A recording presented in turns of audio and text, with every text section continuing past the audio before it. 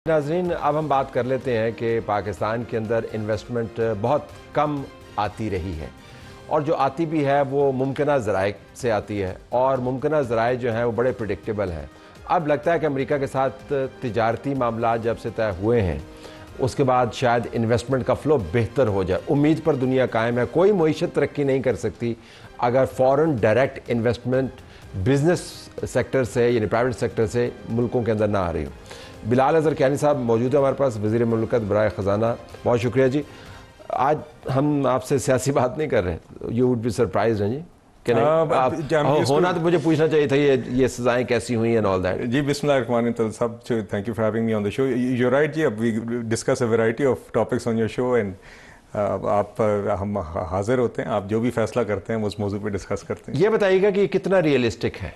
इससे पहले Saudi delegation आया, कतरी आए, यूएई वाले आए और हमने कहा कि जी 60 बिलियन आ रहा है, 40 बिलियन आ रहा है। ये कितना रियलिस्टिक है, ये दरवाज़ा खुल रहा है आपके ख्याल में? जी very good question, very pertinent question and I think अक्सर लोग कहते हैं कि ये एमओयू साइन हुए, क्या ये नतीजा, what is the impact, and that's a relevant question. But if you allow थोड़ा सा अगर मैं बैकग्राउंड, जो आज ये डील हुई है, it's a landmark deal. I know you already discussed it on the show और ये काफ़ी महीनों पर मुहित प्रोसेस का नतीजा रहा है। आप जानते हैं कि वज़ीर ख़जाना भी प्राइम मिनिस्टर साहब की डायरेक्शन पर भी अमेरिका में थे। He had a final round of negotiations with the US commerce secretary, US trade representative, other government officials are there including secretary commerce.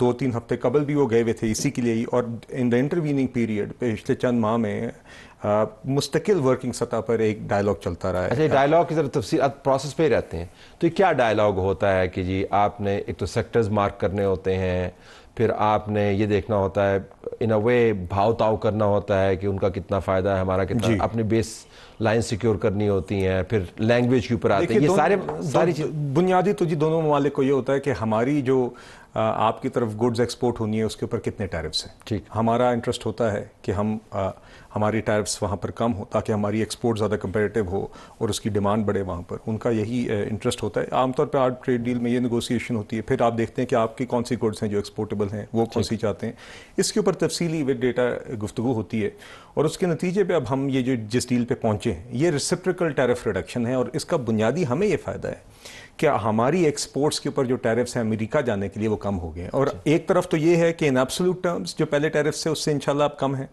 दूसरा, खित्ते के अंदर when you comparatively look at us, India के एक ही दिन कबल आपने 25% के टैरिफ देखे हैं। बांग्लादेश तो साउथ एशिया और साउथ ईस्ट एशिया में जब हम कंपैरिजन करते हैं तो उसके अंदर अब हमारी इसके लिए इसका बड़ा असर होगा हमारी एक्सपोर्ट्स की कंपैरेटिवनेस पर, और ये दो लिहाज से बड़ा अहम है। पहली बात तो ये कि आप अक्सर सुनते हैं कि हमें एक्सपोर्ट लेड ग्रोथ की ज़रूरत है, कि हम जब आप मईशत को हमेशा मैक्रो इकोनॉमिक स्टेबिलिटी पर लेके जाते हैं और आगे जब ग्रोथ की तरफ लेके जाते हैं तो हमारा मसला ये रहा है कि इंपोर्ट्स बढ़ जाती हैं, कंजम्पशन लेड ग्रोथ होती है, मगर एक्सपोर्ट्स जब उस तनासब से नहीं बढ़ती तो we and up in a foreign exchange reserve crisis, and that is why every time the prime minister says कि this has to be the last IMF programme. उसका क्रिटिकल एक एस्पेक्ट ये है कि हम अपनी एक्सपोर्ट्स बढ़ाएं, and this will play an important role because आपकी 32 अरब डॉलर की जो आपकी एक्सपोर्ट्स हैं, जो भी माली साल इख्तिताम पजीर हुआ है, उसमें सिंगल लार्जेस्ट एक्सपोर्ट डेस्टिनेशन आपकी अमेरिका है, जिसकी वॉल्यूम फिर भी थोड़ा है नहीं, मगर आपकी 6 अरब डॉलर की 6 अरब डॉलर की एक्सपोर्ट्स हैं, it's the single largest destination.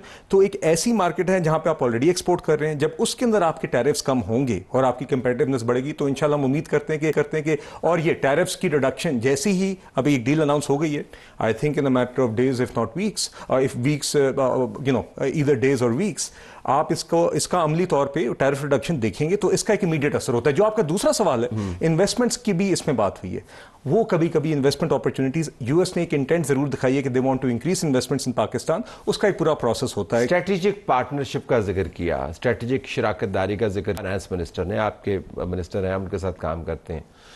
ये तो हो गया जी कि हमने एक डील ऑलरेडी चल रही थी, अब वो हमें चीज़ें बेच रहे थे, हम उनको बेच रहे थे, हमने मामलात बेहतर कर लिए, कुछ उनको फ़ायदा हुआ, कुछ हमें फ़ायदा हुआ। इसमें स्ट्रेटेजिक क्या है, ज़रा मुझे बताइए, इसमें बड़ी बात क्या है?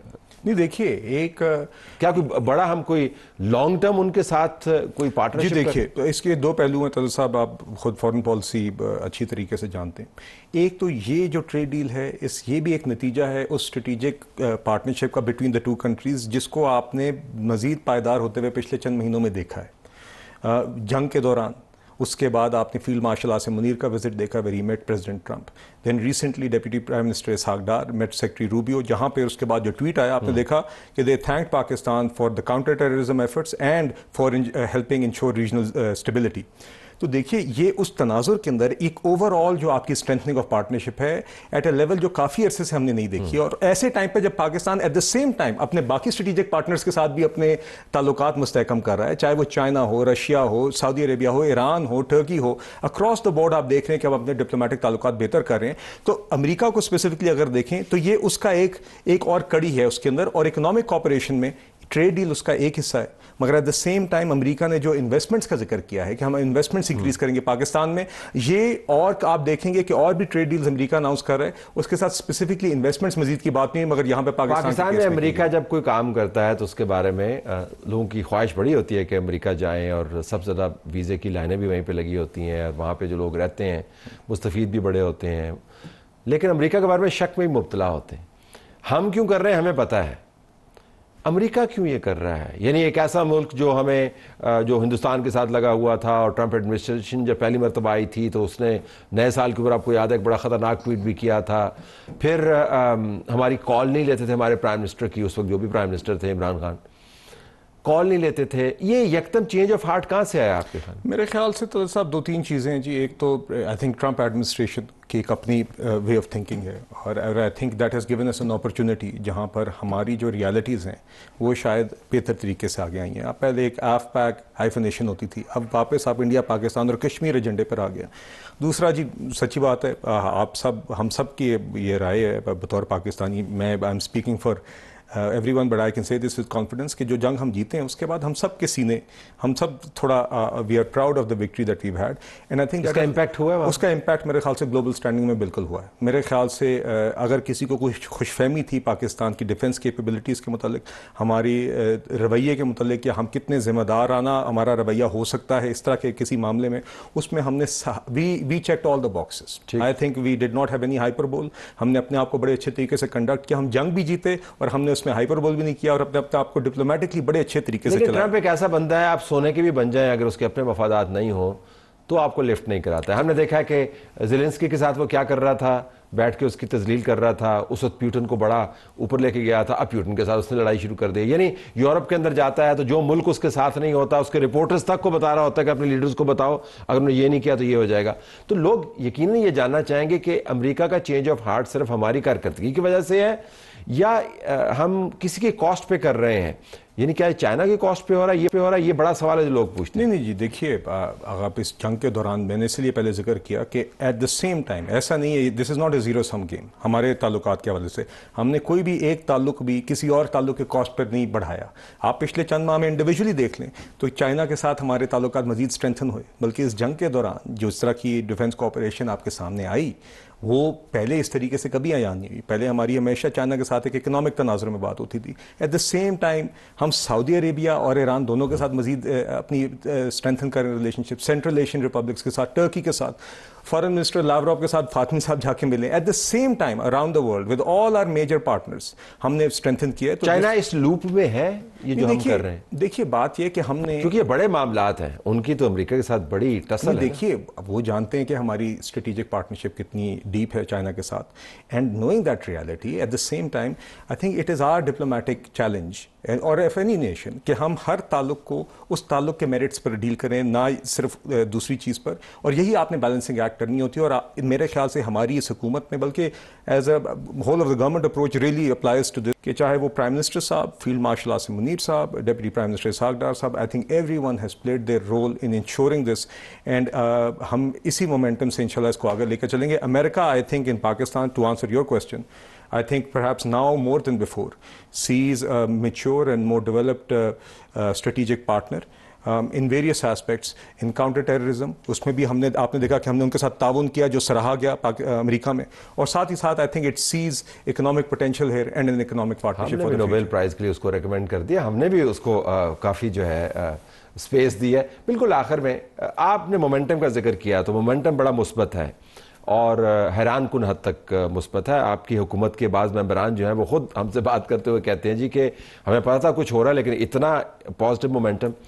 سو آپ کا اپٹک ہے، یعنی اوپر کی طرف آپ کی حکومت کا گراف پالیسی لیول پہ جا رہا ہے، تو فراخ دلی دکھائیے یہ سزاؤں کے معاملات کو بھی، اب سیاسی معاملات مجھے بیچ میں لانا ہے، اس کے اوپر بھی تھوڑی سی فراخ دلی دکھائیے، ملک کو اندرونی طور پر بھی اسٹیبلائز کیجئے، ٹرمپ سے بھی تو بات کر رہے ہیں، ان سے بھی بات کر لیجئے. یہ لوگوں کا خیال ہے کہ when the going is good آپ you do the right thing.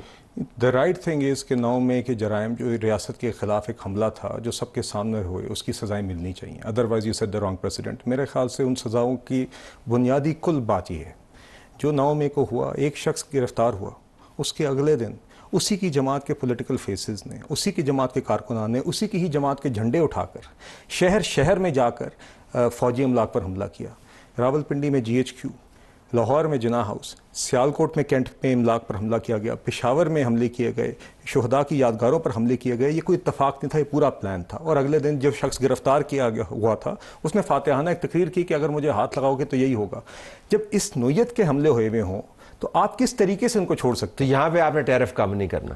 نہیں دیکھیے، یہ ہمارا فیصلہ ہی نہیں ہے، یہ جرائم ہے. سیاسی فیصلہ ہو جائے تو پھر آپ نہیں، میرے نزدیک جی یہ اتنے سنگین جرائم ہیں کہ اس کے اندر مجھے پتا ہارڈ لائنر ہے اس کے اوپر، اس وجہ سے میں نہیں دیکھیے ایک آپ کا پوائنٹ آف ویو ہے اس کے اوپر، مطلب وہ رانا ثناء اللہ سے نہیں ملتا point of view, and we respect that, لیکن ہم کہہ رہے ہیں کہ the going is good تو یہ اسپیس کریٹ کریں. نہیں، I think this is above politics. This is above any party in the swings of politics. میرے خیال سے یہ اس نوعیت کے سنگین، ایسی سنگین نوعیت کے جرائم ہے کہ اس کے اندر کبھی بھی کسی کو بھی رعایت نہیں دینی چاہیے. یہ اس طرح کے کیسز نہیں ہیں جو آپ نے پاناما کے کسی پہ لگا دیے، کسی پہ کرپشن کا بھونڈا کے. This is not that, this is way about that.